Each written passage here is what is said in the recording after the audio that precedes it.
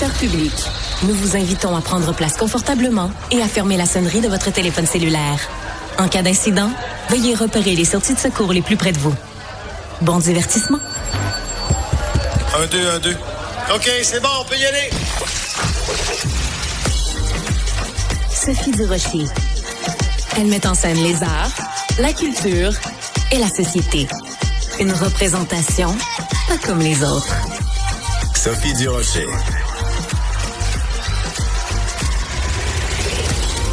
Bonjour tout le monde, j'espère que vous allez bien, j'espère que vous avez passé une bonne fin de semaine et j'espère surtout que vous ne vivez pas de l'écono-anxiété. Alors, c'est un mot que j'ai inventé, ou peut-être ça existait déjà, puis je n'étais pas au courant, mais on entend beaucoup parler de l'éco-anxiété, les gens qui sont extrêmement anxieux à cause du réchauffement climatique, la crise climatique. Mais l'écono-anxiété, je pense que c'est une anxiété que les gens pourraient développer ou ont déjà développé face aux tarifs de Monsieur Trump, face à la bourse qui s'écroule. Et on va parler un petit peu d'écono-anxiété aujourd'hui à l'émission, un petit peu plus tard, des précieux conseils d'un conseiller financier, Fabien Major, pas le moindre, qui va nous dire est-ce qu'on doit paniquer quand on regarde l'état de nos placements à la bourse, l'état de notre bas de laine, ou est-ce qu'au contraire, on doit tout simplement se dire c'est une crise comme il y en a eu des dizaines, comme il y en a à peu près à tous les 5 ans, et qu'il faut simplement être patient et prudent. On va parler aussi d'écono-anxiété, mais dans le domaine de la restauration, vous vous rappelez, bien sûr, quand le gouvernement Trudeau avait décidé de nous donner un petit congé de TPS, ça n'avait pas duré longtemps. Il y a des gens dans le milieu de la restauration maintenant qui disent on aimerait ça que ce soit permanent, ce congé-là de TPS. On va en parler avec Maximilien Roy. Il est vice-président fédéral et Québec pour l'organisme Restaurant Canada. Monsieur Roy, bonjour. Bonjour, Madame Durocher. Est-ce que vous êtes écono-anxieux, vous, Monsieur Roy? Comme tous les consommateurs, c'est sûr que quand je vois le niveau d'incertitude qui existe présentement, évidemment, je pense un peu mieux à qu'est-ce que je fais avec mon argent et comment je la dépense. Alors, j'aime bien le terme que vous avez créé. Je l'adopte. Alors, comme il y a beaucoup de gens qui sont sûrement écono-anxieux et qui se disent, qui regardent dans leur poche à la fin du mois, même au début du mois, et qui se disent, il m'en reste plus beaucoup, donc je vais me priver peut-être d'aller au restaurant alors que j'y allais plus souvent avant. En quoi le fait de mettre fin à la TPS de façon permanente, de quelle façon ça pourrait aider le milieu de la restauration? En fait, ce qu'on a réussi à calculer suite au congé de TPS qu'on a eu un peu plus tôt cette année, c'est que la consommation a augmenté dans les restaurants. On parle d'une augmentation d'environ 8,5% des ventes, ce qui est excellent pour notre industrie. On parle d'environ 2 milliards de plus de ventes dans notre industrie qui a été créé au cours des 2 derniers mois, comparativement à si on n'avait pas eu le congé TPS. Ce que ça donne un peu pour les gens, c'est un petit peu quand ils regardent leur poche, ils voient finalement la TPS que j'ai pas payée, le 5% au Québec, mais qui était 13% en Ontario et 15% au Nouveau-Brunswick. C'est de l'argent de plus qu'ils ont dans les poches. Ils se sentent un peu plus à l'aise, ils ont un peu plus confiance en leur futur économique et ils décident justement de continuer à faire rouler l'économie. Alors pour nous, pour notre industrie, c'est vraiment crucial que les gens se sentent à l'aise de pouvoir venir et profiter d'un bon repas en famille. Alors, ce que vous suggérez, c'est que cette mesure-là, qui était vraiment temporaire, beaucoup de gens ont dit que c'était une mesure un peu électoraliste ou une mesure un peu populiste de la part du gouvernement Trudeau. Vous dites, si on est capable de le faire pendant quelques semaines pour soulager le portefeuille des Canadiens, on peut le faire à l'année. Vous avez d'ailleurs fait un sondage, c'est Spark Advocacy qui a été fait. Le sondage a été fait pour Restaurant Canada. Les chiffres sont quand même énormes, là. 77% des Canadiens qui voudraient que ce congé-là de TPS sur les repas au restaurant soit permanent. Ça doit vous donner des arguments béton pour négocier avec le gouvernement, ça? C'est sûr qu'on va voir le gouvernement et que la question que tout le monde a en tête, c'est la question de l'abordabilité. Démontrer que les gens aimeraient ça avoir ce 15% de plus-là dans leur poche après avoir été au restaurant. C'est sûr que ça l'aide notre argumentaire. On a réussi à démontrer également avec tout ça, c'est que depuis la mise en place de la TPS en 1991, l'industrie de la restauration a eu une perte environ de 7 en termes de chiffre d'affaires, qu'on n'a jamais été capable d'aller rechercher. Si on regarde présentement où est-ce qu'on est. Aux États-Unis, pour chaque dollar qui est investi en nourriture, qui est dans la consommation de nourriture, c'est 50 sous qui va dans les restaurants et 50 sous qui va à l'épicerie. Pour ce qui est du Canada, on parle plus de 38 sous seulement qui va dans les restaurants. Ça, c'est vraiment à cause de la différence de la taxe fédérale dans les deux cas. Alors, pour nous, ce qu'on dit, c'est qu'il y a 1,2 million de gens qui travaillent dans notre industrie à travers le pays. On vit un moment où il y a beaucoup d'incertitudes, que les gens vont dépenser moins. Alors, pourquoi on n'essaierait pas de préserver ces emplois-là en diminuant la TPS, en enlevant complètement, pour donner une chance justement de garder nos emplois, garder nos restaurants qui sont vraiment bien impliqués dans les communautés et, en bout de ligne, s'assurer que le consommateur ait plus d'argent dans ses poches. Alors oui, ça nous fait des beaux arguments quand on va voir le gouvernement, c'est sûr. En même temps, on se le cachera pas, la TPS qui est payée, elle s'en va dans les poches du gouvernement. Donc, si le gouvernement fait une abolition de la TPS, comme il l'a fait dans le temps des fêtes, c'est un manque à gagner pour le gouvernement. Donc, si on abolit la TPS sur tous les repas au restaurant 12 mois par année, ça veut dire qu'il y a moins d'argent dans les poches du gouvernement. Et il faut le comprendre. À un moment donné, il n'y a rien qui est gratuit dans la vie, Monsieur Roy.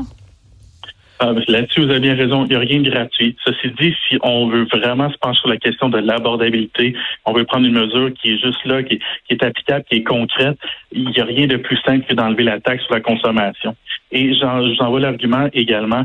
La TPS, la manière que c'est fait, ça a un effet beaucoup plus négatif sur les familles qui ont des revenus moindres. Pourquoi?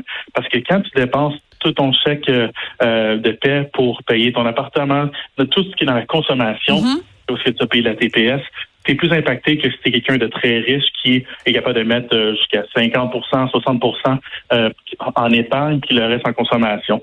Alors, si tu veux une mesure qui va aider vraiment les gens, surtout les gens qui en ont le plus besoin, à ce moment-ci, c'est pas une question de charité, c'est l'argent des gens qu'on leur laisse dans les poches. Je suis sûr que le gouvernement est capable d'arriver avec d'autres mesures pour remplir ses coffres ou bien diminuer ses dépenses. Il y a beaucoup de gens qui étaient très contents, évidemment, pendant ce petit congé de TPS. Et il y a même des restaurants au Québec, certains, qui ont décidé, eux aussi, d'enlever la TVQ. Donc, c'était eux qui l'absorbaient. Donc, ce qui fait que quand les gens allaient dans certains restaurants, comme la Galette Libanaise, par exemple, à Québec, c'était une réduction de 15%. Donc, je me dis, pourquoi vous faites pas pression tant qu'à y être pour qu'il y ait ni TPS, ni TVQ sur les restaurants, sur les repas au restaurant? C'est une bonne question. C'est quelque chose qu'on a regardé pendant le congé de la TPS. On a eu des échanges avec le gouvernement du Québec. Ils trouvaient que c'était plutôt compliqué d'essayer de mettre ça en place dans le court délai qu'il y avait. Mais évidemment, ce serait une très bonne idée si au Québec on était capable également d'enlever la TVQ. Parce que ce qu'on a vu justement pendant le congé de la TPS, c'était que c'était une réduction de 5 % au Québec, mais juste l'autre bord de la rivière, si vous êtes à Gatineau, vous alliez à Ottawa, vous parliez d'une diminution de 5 % à du 13 %. Alors, c'est sûr que c'était beaucoup plus intéressant d'aller du côté de l'Ontario. Alors, pour notre industrie, pour vraiment aussi, pour l'ensemble des contribuables, si on est capable d'enlever la TVQ, ça serait une excellente mesure pour nous également. Alors, vous savez que nos auditeurs à Cube sont très impliqués, puis ils aiment ça participer à la conversation. Donc, il y a Patrick qui vient de nous écrire et dit, lui, si la TPS est abolie, la TVQ va augmenter. Pas faux, de toute façon, la nature a horreur du vide et je dirais la nature fiscale a doublement horreur du vide.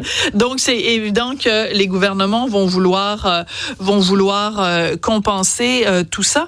Je veux juste revenir sur un chiffre que vous nous avez donné un petit peu plus tôt. Vous avez dit que quand il y a eu le fameux congé de TPS du 14 décembre au 15 février, que ça a fait augmenter la fréquentation des restaurants de 8,5 %. Ça veut dire qu'il y a plein de gens qui peut-être que jusque-là se privaient d'aller au restaurant, qui se sont dit, moi, ça coûte moins cher, je vais en profiter. C'est énorme comme chiffre, Monsieur Roy. C'est énorme comme chiffre, oui. Puis si on regarde également qui sont ces gens-là, quand on regarde dans le détail, c'est surtout les familles à moindre revenu, les familles qui faisaient moins de 50 000 $ qui auparavant n'auraient pas eu les moyens ou n'avaient pas pris la chance d'aller dans un restaurant peut-être en famille pour célébrer le temps des fêtes, par exemple. Puis cette fois-ci, ils ont eu la chance de le faire. Alors oui, il y a l'argument économique, mais il y a aussi le côté, le bien-être de ces gens-là, leur joie de vivre également est augmentée grâce à ça aussi. Alors oui, c'est un chiffre très intéressant. Ouais, leur joie de vivre, ça dépend. S'ils ont commandé au même restaurant chinois que moi j'ai commandé vendredi soir, ils auront pas ben de joie de vivre, là. Et là, méchante plotée. Mais ça, c'est un autre dossier. C'est pas de votre faute à vous s'il y a certains de vos collègues restaurateurs qui font de la plotée du chef Gros-Lot. Ça, c'est un autre dossier. Par contre, moi, ce que je suis curieuse de savoir, c'est que nous, quand on fait notre épicerie, on le voit évidemment que le moindre légume, le moindre fruit, la moindre viande, le moindre légumineuse, tout a augmenté. Comment vous faites comme restaurateur pour ne pas constamment refiler la facture aux consommateurs, aux clients? Comment on fait pour faire cette espèce d'équilibre, la quadrature du cercle un peu? Je veux dire que probablement pendant la pandémie, il y a vraiment eu une épuration des gens dans notre secteur. On a eu beaucoup de fermetures de restaurants qui ont eu la vie très difficile. Les gens qui sont là encore dans notre industrie aujourd'hui, ce sont des gens qui sont des entrepreneurs dans l'âme, qui sont capables justement de se réinventer. Puis je vous dirais, l'élément le plus important qu'on a vu au cours des dernières années, c'était non seulement le prix et la qualité qui est important, mais de plus en plus à quel point c'est pratique, facile d'accès. Alors, il y a vraiment un changement dans le modèle d'affaires des restaurateurs. Les gens, pendant la pandémie, ont été habitués à être capables de se faire livrer de la nourriture ou d'y avoir accès rapidement. Et c'est rendu vraiment le nerf de la guerre, c'est à quel point on est capable d'être proche des gens et de rendre l'expérience la plus facile pour les consommateurs. Alors, pour ce qui est de refiler la facture, la moyenne des profits, de marge de profit dans notre industrie, c'est de 3 à 5 %. Alors, c'est sûr qu'éventuellement, on doit refiler le coût, ou sinon, ce qu'on voit malheureusement, c'est soit ça va être une perte en termes de la qualité du service parce qu'on va couper dans le nombre d'employés ou on va offrir des plats qui sont plus petits pour que les prix n'augmentent pas trop rapidement. Alors, il y a des manières de s'y prendre. Il n'y en a aucune là-dedans qu'on trouve très favorable. C'est plus, on n'a pas le choix. Pour pouvoir garder nos consommateurs, on doit trouver des manières de leur offrir une expérience à un prix qui est raisonnable pour eux. Il nous reste vraiment comme 20 secondes. Un auditeur nous pose une question très bonne. Si on abolit la TPS, comment on va faire en effet pour calculer le service? C'est-à-dire que est-ce que au final les serveurs vont pas juste avoir moins d'argent? Parce que si on leur donne, mettons, 15% d'une facture en pourboire, ben si la facture est plus petite, le pourboire va être plus petit? Maintenant, le calcul pour le pourboire se fait automatiquement au Québec avant les taxes. Alors, à ce moment-là, ça devrait plus avoir d'effet sur les serveurs. Ben, vous auriez pu dire aussi, Madame Durocher, vous auriez dû le savoir, puis je l'aurais pas mal pris. Merci beaucoup. Alors, je vais me rappeler de ça la prochaine fois que je vais au restaurant. Sophie, rappelle-toi, le pourboire, c'est avant la TPS. Mon Dieu, je me rends compte que ça fait des mois que je donne beaucoup trop d'argent en pourboire. Merci beaucoup, Monsieur Roy. Donc, une pression pour les partis en ce moment dans la course pour les élections, de savoir qui va peut-être nous promettre une fin permanente à la TPS au restaurant. Merci beaucoup, Maximilien Roy, vice-président de Restaurant Canada. Merci. Merci.